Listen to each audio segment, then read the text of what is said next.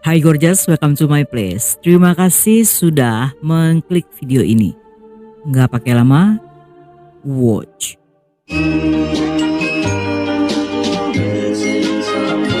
Missing someone.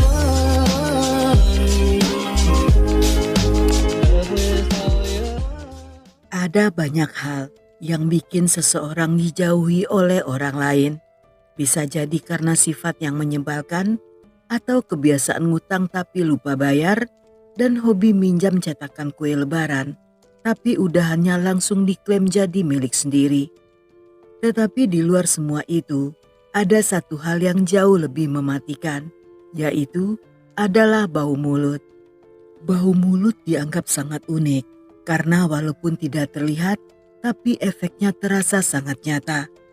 Tidak bersuara, tapi mampu membungkam percakapan. Dan sekalinya muncul, bisa membuat orang yang tadinya ramah seketika mencari alasan untuk cepat-cepat kabur. Ada yang tiba-tiba teringat bahwa kompor belum dimatikan atau kucing belum dikasih makan. Bahkan yang tidak punya kucing juga ikut-ikutan pulang.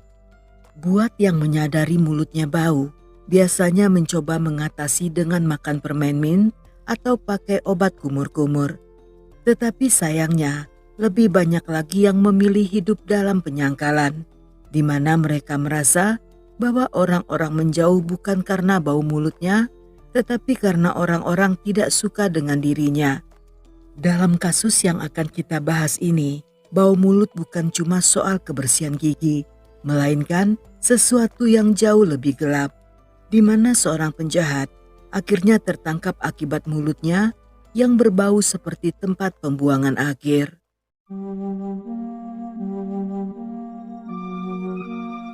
Pada malam di tanggal 2 Februari 2005, di sebuah perumahan yang berada di Quincy, Amerika, ada seorang pria bertopeng serta berpakaian serba hitam yang berhasil membobol masuk ke sebuah rumah. Rumah itu milik seorang wanita bernama Jen yang saat itu sedang bersiap-siap untuk segera tidur. Setibanya di kamar, dia pun menodongkan sajam ke arah leher Jen, sehingga Jen yang ketakutan hanya bisa terdiam ketika pria itu mengikat kedua tangannya ke tempat tidur. Dan setelahnya memaksanya untuk telungkup serta menyumpal mulutnya agar tidak berteriak. Setelahnya selama berjam-jam ke depan, dia berkali-kali memperkaos Jen secara brutal. Dan sebelum meninggalkan rumah itu, si pelaku juga merampok seisi rumah. Sedangkan Jen ditinggalkan begitu saja dengan kondisi masih terikat dan tidak bisa bergerak. Dia baru bisa terbebas ketika pacarnya datang mencari, yang ketika melihat kondisi tersebut, sang pacar pun segera menghubungi kepolisian. Polisi yang tiba di TKP saat itu mulai menanyai Jen, di mana wanita itu mengatakan meskipun tidak bisa melihat wajahnya, tetapi si pelaku memiliki sebuah ciri khas, yakni bau nafas yang sangat busuk dan juga menyengat. Jen bahkan menggambarkan jika di dalam mulut si pelaku seolah-olah ada septic tank yang tidak pernah dikuras. Dan bau tersebut sangat mirip dengan bau mulut bosnya yang bernama Lee. Berdasarkan info tersebut, polisi pun segera menangkap Lee, yang dalam interogasi pada awalnya dia bersikeras dan menolak tuduhan tersebut. Namun dia tidak bisa mengelak lagi ketika forensik menyatakan jika hasil tes DNA pada cairan yang ditemukan di tubuh Jen dinyatakan cocok dengan milik Lee. Dan pada akhirnya Lee pun mulai menceritakan segalanya.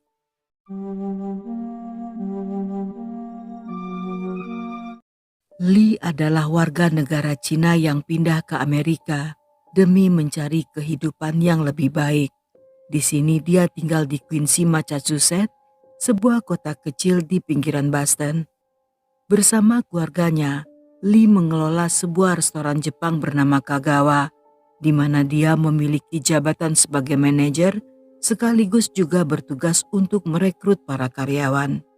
Sebagai seorang bos, Lee memiliki kebiasaan mencurigakan dengan memanfaatkan posisinya alih-alih mempekerjakan karyawan yang memiliki pengalaman di bidang sushi dia justru lebih sering mempekerjakan pegawai wanita yang dianggap menarik perhatiannya.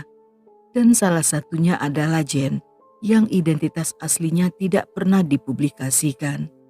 Jane sebenarnya cukup nyaman dengan pekerjaannya. Restorannya ramai pelanggan dan suasana sangat normal, serta tidak pernah ada masalah. Namun dia merasa terganggu dengan bau nafas Lee yang sangat menyengat. Dan sayangnya, ini bukan bau nafas biasa yang bisa diselamatkan dengan permen min 2000-an. Bau nafas Lee adalah tipe serangan gas beracun level ringan yang akan berputar-putar di dalam ruangan. Sehingga setiap kali Lee mengajaknya bicara, Jane selalu berusaha untuk menjaga jarak. Tetapi masalahnya, Lee adalah tipikal orang yang kalau ngobrol suka semakin mendekat. Jadi semakin Jane mundur, Lee juga akan semakin maju. Di mana situasinya tepat seperti main tarik tambang, tetapi hadiahnya bukan piala, melainkan oksigen beracun. Lee yang tidak tahu jika Jane membenci aromanya, saat itu justru naksir berat pada gadis itu. Namun karena menyadari Jane yang selalu menghindar, Lee pun mulai merasa frustasi. Dan karena gagal melakukan pendekatan, sehingga Lee yang otongnya gatal-gatal, saat itu mulai berfantasi liar ingin melakukan happy ending. Hanya saja dia ingin melakukannya dengan cara di luar nalar manusia normal. Yang karena hal inilah, dengan berpakaian hitam-hitam ala ninja, dia pun mendatangi rumah Jane dan memperkaos gadis itu. Dan Lee yang merasa rencananya sempurna, sama sekali tidak pernah menyangka jika akan tertangkap akibat dikhianati oleh bau mulutnya.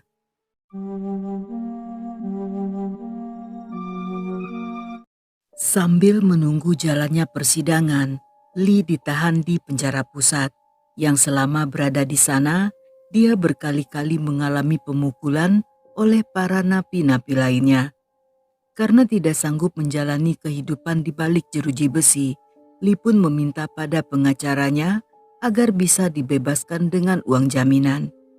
Dan selang beberapa waktu kemudian, sang pengacara yang bernama Phil berhasil mendapatkannya, di mana saat itu Lee harus membayar uang sejumlah 1,6 miliar.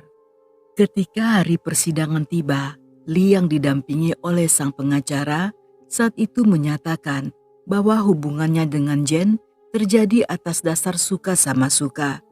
Namun hakim tidak mempercayai pernyataan tersebut karena jika suka sama suka, mengapa Jane disekap selama berjam-jam dan juga dirampok.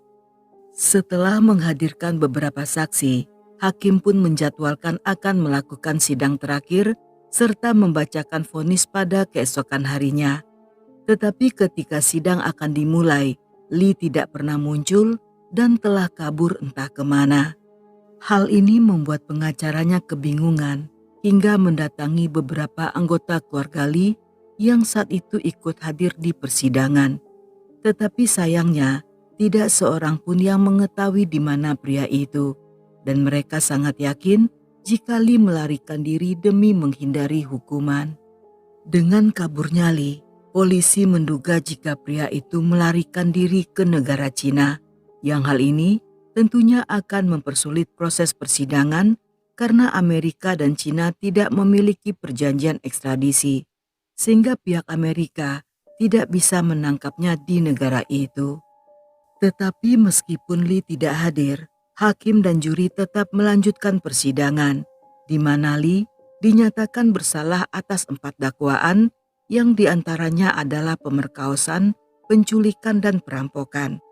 Dan jika seandainya Lee berhasil tertangkap, maka dia akan divonis hukuman penjara seumur hidup.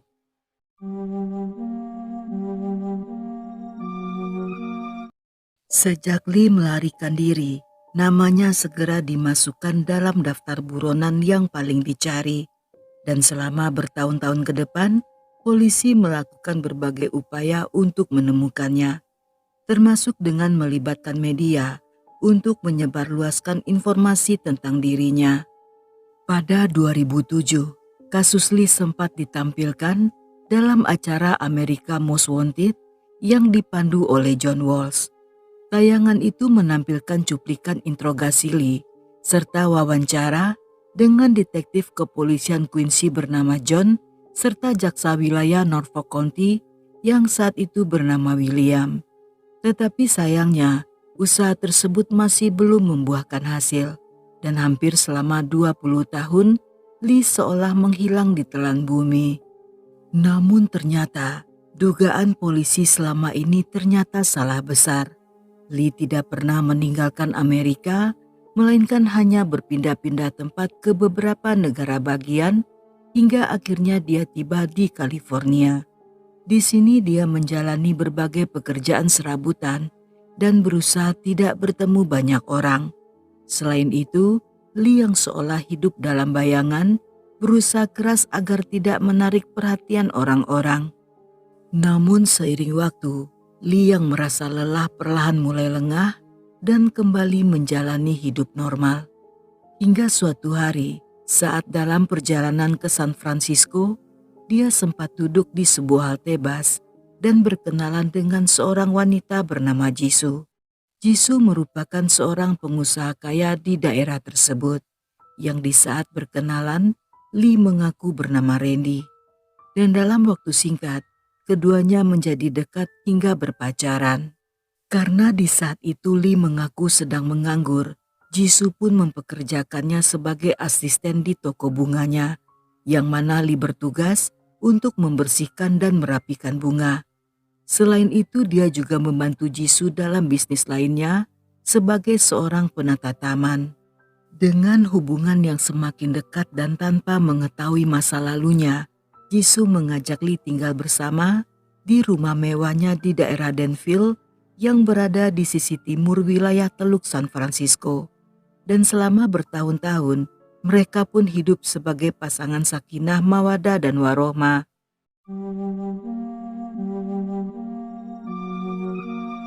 Selama tinggal bersama, Jisoo merasakan bahwa Lee memiliki aura misterius. Dan setiap kali ditanyai tentang masa lalunya, dia selalu memberikan jawaban samar atau mengalihkan pembicaraan. Bahkan di lain waktu, dia mengaku jika hubungannya dengan keluarganya sangat tidak baik, yang karena hal inilah dia memilih untuk merantau. Sebagai kekasih yang baik hati, Jisoo sempat memberi saran agar mereka mendatangi keluarga Lee di kampung halaman yang bertujuan untuk memperbaiki hubungan. Tetapi dengan berbagai alasan, Lee tentunya menolak saran itu. Tidak cukup sampai di sana, setiap kali Jisoo ingin mengajak dan mengenalkan Lee pada keluarga atau teman-temannya, pria itu juga selalu menolak. Dan di mata Jisoo, sepertinya Lee berusaha menghindari orang lain. Dan karena Lee enggan membahasnya lebih jauh, sehingga saat itu Jisoo hanya menduga jika kemungkinan Lee memiliki masalah keuangan atau bahkan melarikan diri dari jeratan hutang. Dalam masa-masa ini, polisi yang masih terus melakukan pencarian, tepat pada Agustus 2023, menawarkan hadiah sebesar 168 juta bagi siapapun yang memiliki info tentang Lee. Dan hadiah ini seketika mendorong banyak orang menjadi detektif online, di mana mereka mulai menelusuri media sosial untuk mencari sosok yang mirip Lee. Dan hingga akhirnya mereka menemukan sebuah profil yang dianggap sangat mirip dengan pria itu. Saat info tersebut diteruskan pada polisi, meskipun tampilannya telah menua 20 tahun, tetapi dengan cepat mereka mengenali jika itu adalah Lee. Walaupun dalam profil tersebut tidak mencantumkan lokasinya, tetapi setelah mencari selama berbulan-bulan, penyidik berhasil menemukan tempat tinggal Lee yang saat itu masih tinggal di daerah Danville. Dan rumah mewah yang merupakan milik Jisoo tersebut diperkirakan seharga hampir 73 miliar. Untuk memastikan keberadaan Lee, polisi yang bekerja sama dengan US Marshal saat itu melakukan pengawasan selama seminggu, di mana mereka menemukan bahwa pasangan ini memiliki rutinitas harian yang teratur dan sesuai jadwal. Sehingga dengan pola aktivitas yang telah dipahami, mereka tentunya hanya tinggal menunggu waktu yang tepat.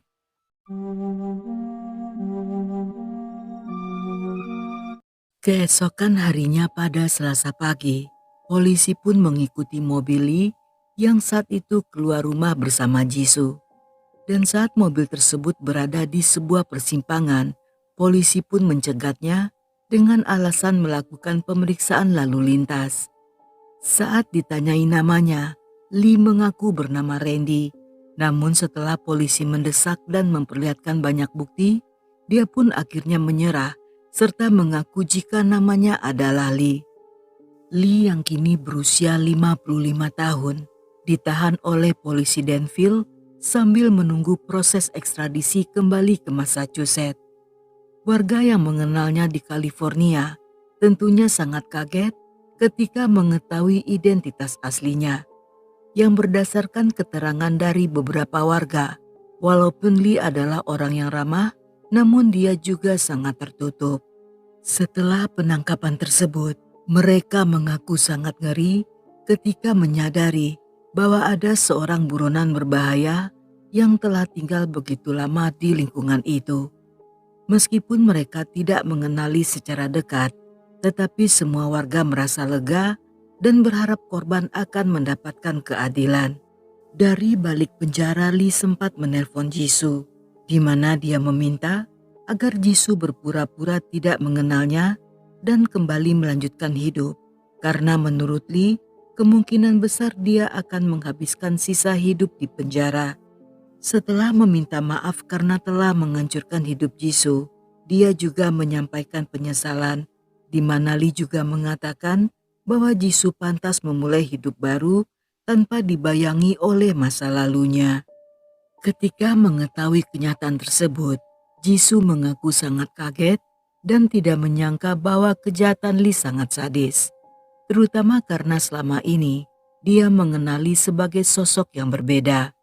Meskipun mereka belum menikah, namun Jisoo yang merasa jika hubungan mereka tadinya mengarah ke arah sana, saat itu menyatakan keinginannya untuk tetap mendukung Lee. Dia meyakini bahwa walaupun Lee melakukan kesalahan, tetapi pria itu tidak sepenuhnya memiliki pribadi yang jahat. Selang beberapa waktu kemudian, untuk menghindari sorotan media, secara diam-diam Lee diterbangkan kembali ke Quincy untuk menjalani persidangan yang dulu sempat tertunda. Selain hukuman atas kejahatan lamanya, dia juga menghadapi tuduhan tambahan karena telah melarikan diri sebagai seorang buronan. Dan kali ini, jaksa meminta pada pengadilan agar Lee tidak diberikan bebas dengan jaminan seperti sebelumnya.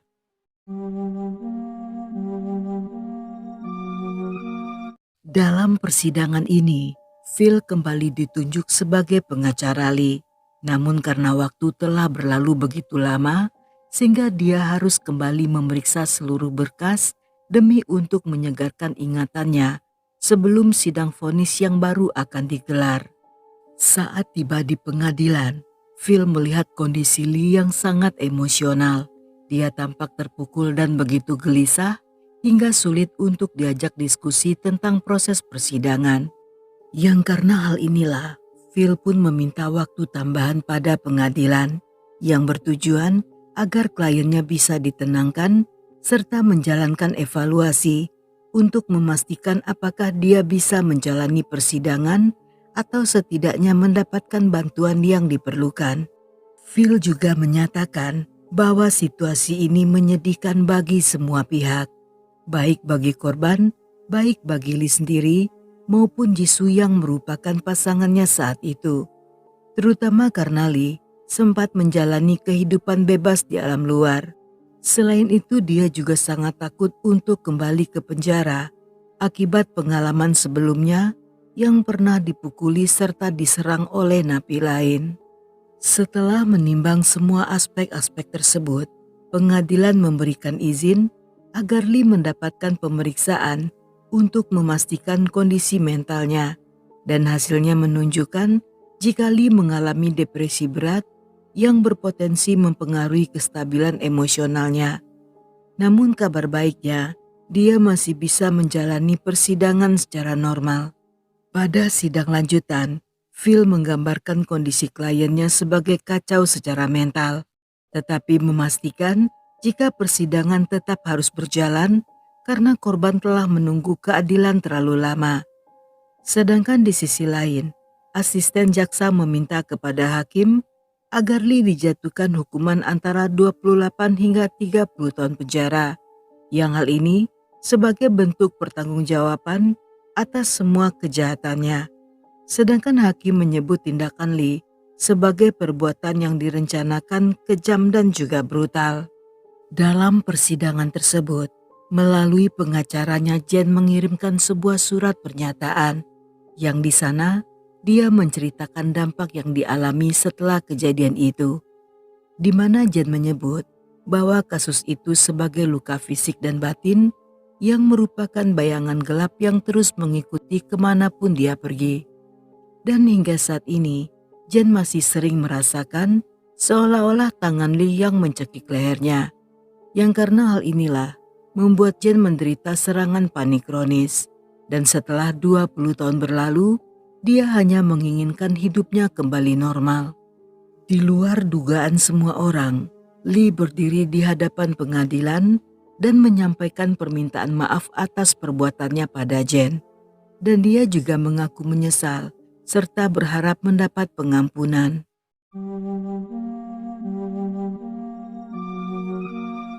Setelah beberapa kali penundaan, pada sidang akhir yang dilakukan di bulan Agustus 2024, Lee divonis 18 hingga 20 tahun penjara. Selain itu, dia juga mendapatkan hukuman masa percobaan selama 5 tahun, di mana setelah bebas, Lee akan terdaftar sebagai pelaku kejahatan seksual dan akan memakai gelang kaki elektronik tanpa batas waktu. Menurut pengadilan, hukuman ini lebih ringan dari tuntutan jaksa sebelumnya, yakni 28 hingga 30 tahun. Dan setelah mendengar putusan tersebut, Lee yang tampak murung hanya menundukkan kepala sambil menatap kakinya. Menurut pengadilan, hukuman tersebut setimpal dengan kejahatan dan minimnya rasa penyesalan dari Lee. Namun Phil sang pengacara menyatakan akan segera mengajukan banding karena menilai hukuman tersebut terlalu berat. Dia berpendapat bahwa Lee telah berubah dan kini merupakan pribadi yang berbeda dari sebelumnya.